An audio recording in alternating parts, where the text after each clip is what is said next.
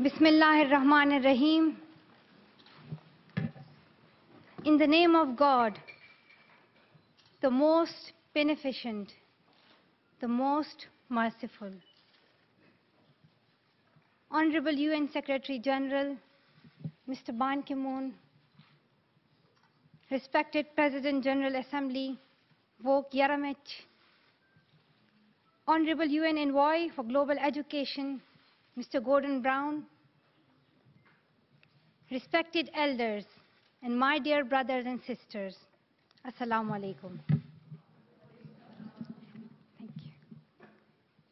Today, it is an honor for me to be speaking again after a long time.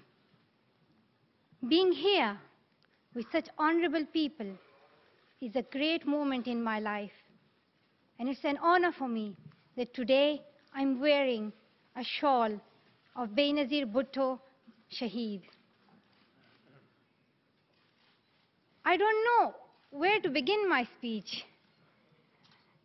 I don't know what people would be expecting me to say. But first of all, thank you to God, for whom we all are equal. And thank you to every person who has prayed for my fast recovery and a new life. I cannot believe how much love people have shown me. I have received thousands of good wish cards and gifts from all over the world. Thank you to all of them. Thank you to the children whose innocent words encouraged me. Thank you to my elders whose prayers strengthened me.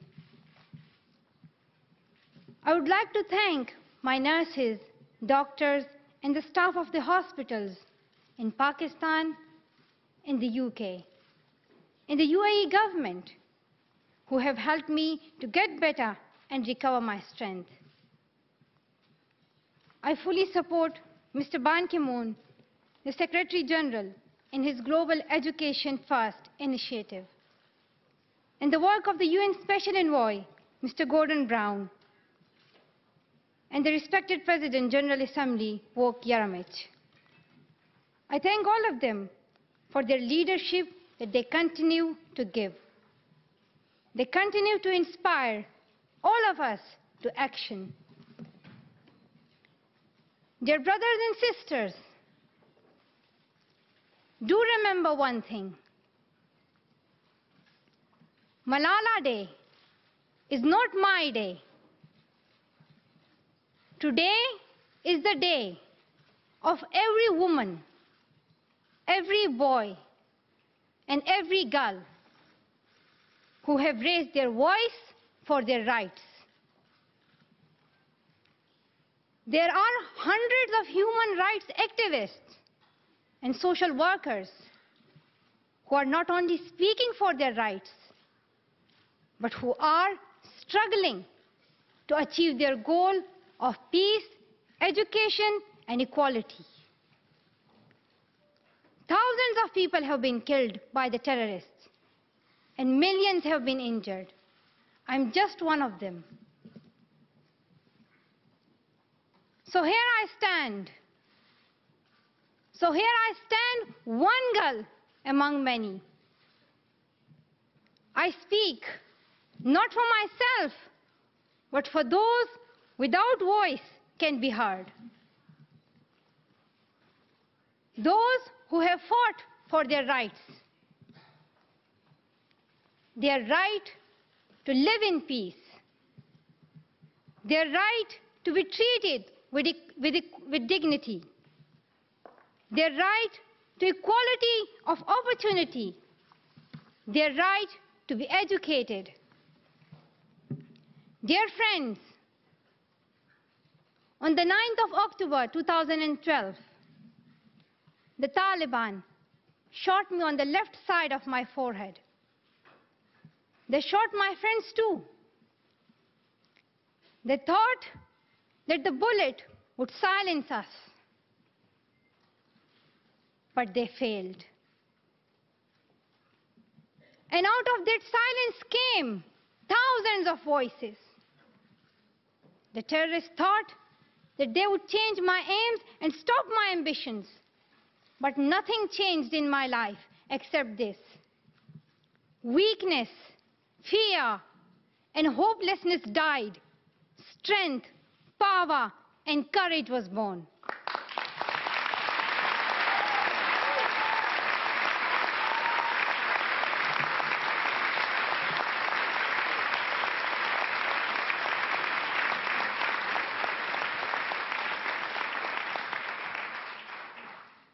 I am the same Malala. My ambitions are the same. My hopes are the same. And my dreams are the same. Dear sisters and brothers, I'm not against anyone.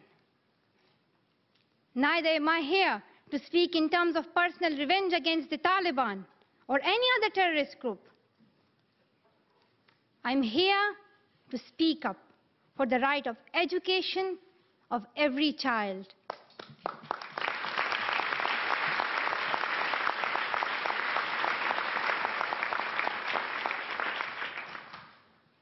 I want education for the sons and daughters of the Taliban and all the terrorists and extremists.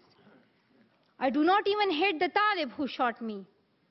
Even if there is a gun in my hand and he stands in front of me, I would not shoot him.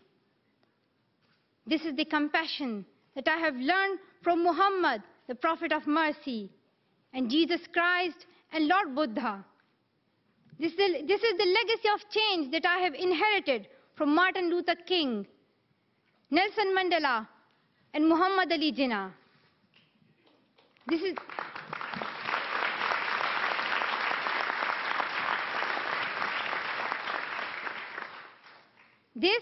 the philosophy of non-violence that I have learned from Gandhiji, Bacha Khan, and Mother Teresa. And this is the forgiveness that I have learned from my father and from my mother. And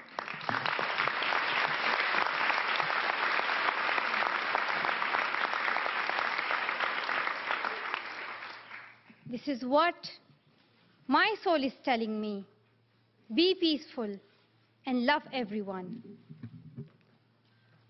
Dear sisters and brothers, we realize the importance of light when we see darkness. We realize the importance of our voice when we are silenced. In the same way, when we were in Swat, the north of Pakistan, we realized the importance of pens and books when we saw the guns. The wise saying, "The pen is mightier than sword," was true. The extremists were and they are afraid of books and pens. The power of education frightens them. They are afraid of women. The power of the voice of women frightens them. And that is why they killed 14 innocent students in the recent attack in Quetta. And that is why they killed female teachers and polio workers in Khyber Pakhtunkhwa. That is why they're blasting schools every day, because they were and they are afraid of change, afraid of equality that we will bring into our society. And I remember that there was a boy in our school who was asked by a journalist, "Why are the Taliban against education?" He answered very simply by pointing to his book. He said, "A Talib doesn't know what is written inside this book." They think that God is a tiny little conservative being who would send girls to the hell just because of going to school. The terrorists are misusing the name of Islam and Pashtun society for their own personal benefits.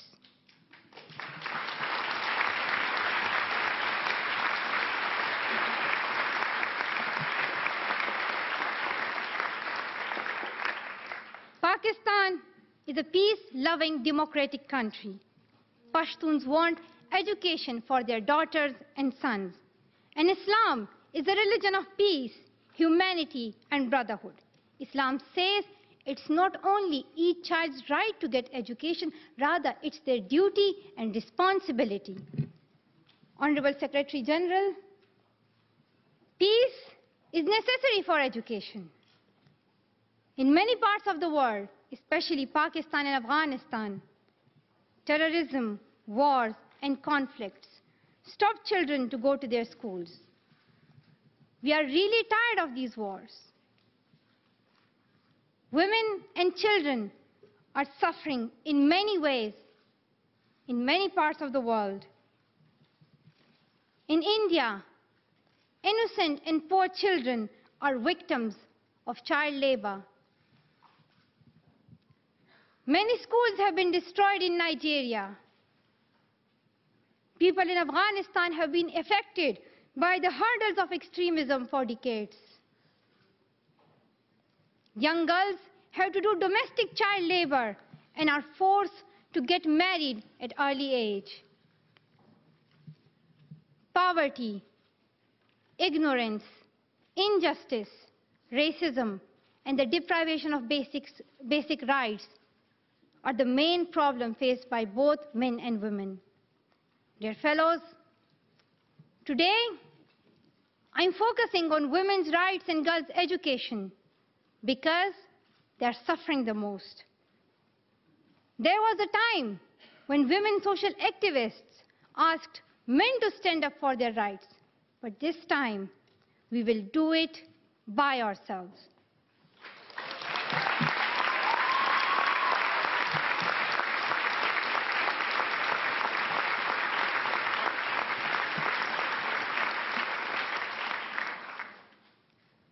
I'm not telling men to step away from speaking for women's rights. Rather, I'm focusing on women to be independent, to fight for themselves. So, dear sisters and brothers, now it's time to speak up. So today, we call upon the world leaders to change their strategic policies in favor of peace and prosperity. We call upon the world leaders that all the peace deals must protect women's and children's rights. A deal that goes against the rights of women is unacceptable.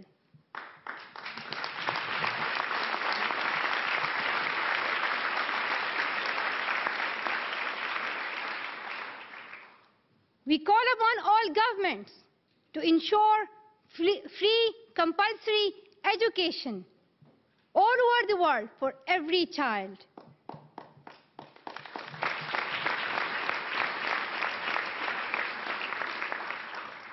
We call upon all the governments to fight against terrorism and violence, to protect children from brutality and harm. We call upon the developed nations to support the expansion of educational opportunities for girls in the developing world. We call upon all the communities to be tolerant, to reject prejudice based on caste, creed, sect, color, religion, or gender, to ensure freedom and equality for women so that they can flourish. We cannot all succeed when half of us are held back. We call upon our sisters around the world to be brave, to embrace the strength within themselves and realize their full potential. Dear brothers and sisters, we want schools and education for every child's bright future. We will continue our journey to our destination of peace and education. No one can stop us. We will speak up for our rights, and we will bring change through our voice. We believe in the power and the strength of our words. Our words can change the whole world because we are all together, united for the cause of education. And if we want to achieve our goal, then let us empower ourselves with the weapon of knowledge. And let us shield ourselves with unity and togetherness. Dear brothers and sisters, we must not forget that millions of people are suffering from poverty, injustice, and ignorance. We must not forget that millions of children are out of their schools. We must not forget that our sisters and brothers are waiting for a bright, peaceful future. So let us wage a global struggle against illiteracy, poverty, and terrorism. Let us pick up our books and our pens. They are our most powerful weapons. One child, one teacher, one book, and one pen can change the world. Education is the only solution. Education first. Thank you.